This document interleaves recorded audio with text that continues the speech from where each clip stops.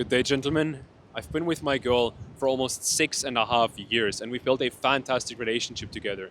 But recently, I had a quite fascinating conversation with a female friend of mine who's honestly just an outstanding woman. And we talked about relationships and especially men. And a lot of the lessons, a lot of the learnings that she has had, honestly, these are things that I had to learn about myself in my relationship, and that took me quite a lot of time. Most men, however, never learn these lessons. So I want to share 4 crucial lessons with you that I learned from her, and this will really help you take your relationship and yourself as a man to the next level. So take this serious. Now, for lesson number 1 that I've learned from this friend of mine, this is very simple, but this goes very deep. Especially the kind of women who you would want as a lifelong partner, especially those women, are very aware that men who are being nice are usually assholes who are only nice because they want something in return. And honestly, almost every woman that I've talked to has made those experiences with those kinds of men. And all of them are staying very far away from these kinds of men because they don't want to fall prey to the law of reciprocity, which basically dictates that if people give to us, we feel like we need to give back to them, right? But if we realize, oh, they've only given to me to get something from me, then we don't want to give back. So for this particular friend of mine, when she was a lot younger, she met this guy and she was in a big project at work essentially, and this guy offered to help her with this project, right? And she was like, yeah, this is great. And it actually made the project a lot better than she could have made it herself. His support was really good. But then when the project was finished, he came out with his true feelings for her. And not only did she not feel the same way about him, she was also surprised that he would bring this up now, and she felt deceived by him. Because of course, well, this is not the mature thing to do. This guy just didn't have the balls to tell her up front that he had feelings for her. No, he tried to give her something because he thought, oh, maybe then she will reciprocate those efforts and get into a relationship with me. And she felt very wrong for not getting into a relationship with him, but also she stayed true to herself. But she definitely felt, people I guess nowadays would call it like gaslighted or something. I don't know these terms to be honest, but I think gaslighted is the right word. I don't even know, bro, but probably not. It's probably a different word. I don't even know, bro. Anyway, she felt deceived. And we can all see how his approach was very immature and very wrong. But here's the thing. You probably do this as well. Especially, or even if you're in a relationship. Because I did that as well. It's the typical thing of like, oh, I'll give you a massage and then we'll have sex, right? It's like, bro, if you want to give her a massage, just give her the massage because you enjoy giving a massage. And if you don't want to give that massage, then just tell her that you don't want to give her that massage. It's as simple as that. Whether you're in a relationship or out of a relationship, this whole massage thing is just a metaphor, really. But what about that? What about giving a massage because you want to give it, or not giving it if you don't want to give it? That's true honesty. That builds actual trust in a relationship. And this brings me to lesson number 2, which is you cannot trust a man who is always ambiguous and always trying to accommodate for everyone else instead of taking care of himself. Because either does this man not know what he wants, and that doesn't make him trustworthy, or he's afraid of saying it. He's afraid of expressing what he actually wants. So he's hiding something, which of course also doesn't make him trustworthy. Either way, this man isn't comfortable in his own skin. And that's why he's trying to accommodate for everyone else so they tell him how good he is. But the only thing that he's signaling to himself and to other people is, I'm not good enough. I need your appreciation. I need this and I need that. When in reality, what he really needs is to take care of himself. It's honestly very simple. If a man says no when he wants to say no, even though other people tell him to say yes, then that's a man that you can trust if he doesn't do it out of ego, right? But if he does it because he actually just doesn't want to do whatever he says he doesn't want to do. And the thing is, if you don't do that, if you're saying yes even though you want to say no, just as a metaphor, right? Then what happens is women, especially the kind of women that you want to be with in a long-term relationship, they see right through you. They see that you're not being authentic and they can't trust you like that. Now, here's the struggle. Of course, you think that you shouldn't trust your own judgment because you've likely grown up, just like me, in a way conditioned to believe that you're not good enough, that you're not worthy of love, of respect, or whatever it might be. And if you grow up like that, if you're conditioned like that, of course you trust other people's judgment, e.g. their yes, more than your own judgment, your no. Of course you don't trust your own judgment. Of course you trust their judgment more. And the thing is though, man, with this, the only way is through. The only way to actually develop trust in your own judgment is to simply make your own decisions. Because if you always let other people make your decisions, then how the fuck would you gain trust in yourself? The only thing that you're signaling to yourself by letting other people make your decisions is, I'm not good enough, I shouldn't trust my own judgment, I don't make good decisions, whatever it might be. I have to trust other people. That's what you're signaling to yourself. And if you don't trust your own judgment, why would someone else trust your judgment? Especially a partner, especially a woman that wants to feel safe around you.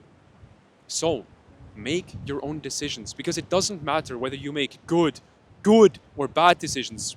That in itself is well, we can discuss that, we can philosophize about that. Let's not do that right now. But it doesn't matter whether that decision turns out as a good decision or a bad decision. What matters is that you make your own decision. That's what actually matters, because once you make your own decision, what you signal to yourself is, oh shit, I can actually trust myself. And hey, even if this was a bad decision, I'm still here, I'm still alive. I made a bad decision and I trusted my own judgment and it didn't turn out the way I wanted it to, but I'm still here, I'm still good, I can still make the next decision. And that, over a period of time, will actually help you not just make better decisions, but help you make more empowered decisions, trust your masculine core more, and in the end, help other people trust you more. And real quick, before we get into lesson number 3, which will be very deep, I quickly want to say that if you are a man in his 20s or early 30s, and you found the woman that you want to spend your life with, but your relationship with her isn't quite where you want it to be, and you don't know how to take to that next level, then I want to offer you my help. Because now that I've gone through all these challenges myself and built the relationship that I wanted, I feel very drawn towards helping other guys build that relationship with their woman. This is why I run this channel, and this is why I offer my mentorship. If you're interested in that, if you're interested in taking a relationship to that next level, building that lifelong companionship with your woman, then there is a link in the description that leads you to an application form. You can fill out that application, takes 2 or 3 minutes, and then I'll read your application, and if I'm like, hey, this looks like someone I would like to work with, then I'll reach out to you and we'll figure everything out from there. Yeah, check it out after the video if you're interested. I will say that my mentorship, the next round of it, will close in around 2 weeks, so keep that in mind. Don't wait, don't let this opportunity slip. It will be a couple months where this is closed again. So yeah, man, check it out after the video if you're interested. Now, lesson number 3 that this female friend helped me understand on a more deeper level. This lesson goes really fucking deep, so please listen up here. Nobody can connect to a man who acts like a wall. Now, of course, there is a balance between acting like a wall and being a puddle on the floor 24/7. Of course, there is this balance. But here's the thing. Robert Glover, the guy who wrote No More Mr. Nice Guy, probably a lot of you have heard about this book, he coined this term that he called Teflon men. He basically said there's men out there who are trying to seem so smooth. They're acting like they're so perfect. They're so smooth that basically there's no edges that anyone could attack about them. But here's the thing, if there's no edges that anyone could attack about you, then that also means that there's no edges that anyone could connect to. Nobody can actually grasp who you are as a person. Really, please imagine this image of this super smooth surface. Yes, there's nothing to attack, but there's also nothing to hold on to. Like, think of a wall, like a climbing wall, and there's nothing, no nooks, no crannies, nothing, no edges to grip onto. That's what a lot of men feel like to a lot of women. They're just trying to seem so perfect. But the thing is, we are attracted to someone's humanness. That's what we're attracted to. Think of a movie character. think of the perfect movie character. You don't like that movie character.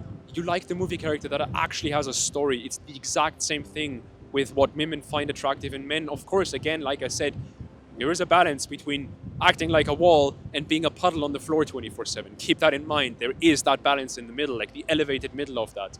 So if sometimes you're trying to be that person, maybe even with your girlfriend or wife, you're trying to be that smooth man, that perfect man, don't be surprised if you can't build that genuine, deep, rich connection with her.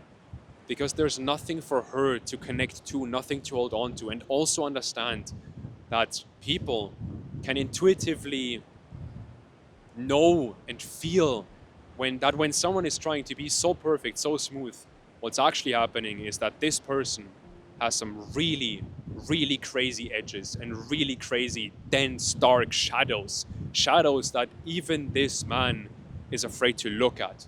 And that's why he hides them, in truth.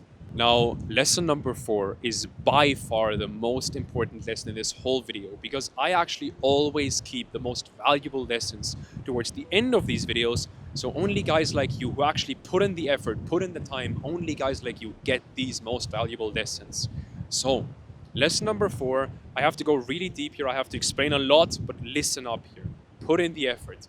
I actually learned this lesson from another female friend who's also an outstanding woman, and I'm meeting a lot of great people right now. It's fantastic, honestly. Thing is, she basically told me how she was really struggling when she was younger to trust men, to trust the masculine energy. And this will really help you, whether you're in a relationship or not. This will help you to understand why it's so difficult for so many women to trust men and what you as a man can do about it. So, she basically told me that for her, it was really difficult to trust in men, to trust in the masculine energy as well. And she was, even at a young age, very aware of feminine, masculine. She was deeply spiritual and still is today. And for her, she had that deep sense of yearning to just let herself fall, let herself be taken care of, let herself be guided, essentially. Just take that metaphorical hand and know that whenever she's holding that hand, she'll be okay no matter what happens. That's what she wanted. But she really struggled to let herself fall into that, to let herself be taken care of. And then she went to India alone. And she got very ill. And there was this one critical situation that helped her develop trust in the masculine. Essentially what happened was, like I said, young woman alone in India, and she got ill. And then she was on this bus ride that ended in the middle of the night on some random secluded highway. And like I said, she was ill. She didn't really know how to take care of herself. She was like, what the fuck is happening here? And the only people around were male tuk-tuk drivers. So she's in India as a young woman alone at night, ill, and the only other people around are like men in their 30s, 40s, or 50s, or maybe even older, right? And she has never met these men. I think we can all see how this could be a bit of a terrifying situation. And the thing is this, in that moment, she knew that she had to essentially trust these men to take care of her. And in that moment, yes, it was scary for her, but she also realized, wow, it's actually extremely liberating to trust the masculine, to trust men, and to let myself be taken care of, and to not always have to be independent, and to not always have to do everything myself, and always rely on myself. I can actually rely on other people. And that was extremely liberating for her, and really helped her feel very aligned to herself as well, which is beautiful. And what this story can teach us as men is that a lot of women are simply scared to trust the masculine, to trust men. But we can't force her to trust us. She has to take that step herself. We can do a lot. We can be as authentic, as trustworthy, as aligned, as grounded, as mature as possible. And we can continue working on that. Because while the masculine wants his partner to trust him with her life, the feminine wants to see that her partner loves every single part of her. Imagine that your partner told you, I love every single part of you. That probably wouldn't mean as much to you as if she told you, I trust you with my life. That probably would mean a lot more to you, and it's the opposite for her. So, what you can do is, you can love her even though she might not trust you yet. And with love, I don't mean like the feeling of love, I mean the act of love. It's an action, it's an active thing. You can love every single part of her and show that you love every single part of her, even though she doesn't fully trust you yet. Because through that, she will see, oh, I can actually trust this man. And it will help her take that step that, again, she has to take that step. This is part of what this spiritual teacher, David Deida, meant when he said, keep an open heart even if it hurts. Yes, it hurts when she doesn't fully trust you. It hurts when she questions your leadership, when she questions your sense of direction, when she questions your decision. Yes, it hurts. But you can still love every single part of her and love her through this process that she's going through in developing trust for the masculine. You can love every single part of her throughout that process, because that will help her to actually get to that point where she fully trusts you much quicker. And honestly, every single man has a lot of work to do to become this rock in the current that can just stand there, just be there, love her fully, and let her come to you when she's ready to fully trust you. And one bonus lesson while we're on the topic of female friends. A lot of you might be wondering, oh wait, so you're in a relationship and you have female friends. How does that work exactly? Here's the thing, man. I always thought that this doesn't work, because everyone told me, no, you can't have female friends. You can't have friends of the opposite gender, essentially, whether it's as a man, female friends, as a woman, male friends, right? You can't have that. The relationship will get sacrificed, whatever. Here's the thing. I always agreed with that. But through my experiences recently, I have realized that's actually bullshit. I fully disagree with this now, because, first of all, me and my girl feel very secure in the relationship.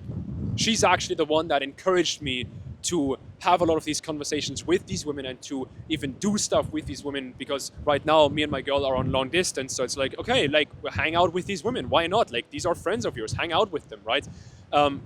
So that's the first thing. And that's, of course, a foundational thing. Secondly, though, both me and both of these women, we have done a lot of inner work. We have done a lot of work on ourselves, and we have integrated a lot of shadow sides of ourselves. There's not a lot of immature tendencies anymore that would lead to something, well, bad happening in that sense, something stupid happening. You get what I'm saying, right? And lastly, my girl knows both of these women, and both of these women know my girl, and they like each other, and they get along well, and they're friends. These are the kind of dynamics that actually allow this to work. So don't tell me, oh, it's impossible to have friends of the opposite gender. Don't tell me any of that bullshit. Nothing is impossible. The question is, what would it take? Let me say that again. This is not just for relationships or friends of the opposite gender. Nothing is impossible. The only question is, what would it take? And if you're interested in taking your relationship with your woman to that next level and really building this lifelong companionship with her, then you can apply for my mentorship. There is a link in the description where you can basically fill out an application form that takes you 2 minutes. And if I like your application, I'll reach out to you and we'll figure everything out from there. I will say the next round of my mentorship closes in around 2 weeks. So don't wait for like 3 or 4 weeks to apply. If you know that you want to apply, just apply. I know I sound like a fucking salesman here, but you get the point. Don't miss out on this. If you want to join, just pull the trigger, fill out the application, it takes you 2 minutes. And if you don't want to join, if you're not interested, if you're just here for the free videos, completely okay as well. I'll just see you in the next video then. Talk to you soon. Fucking caught it, bro. The fucking camera fell over and I fucking caught it.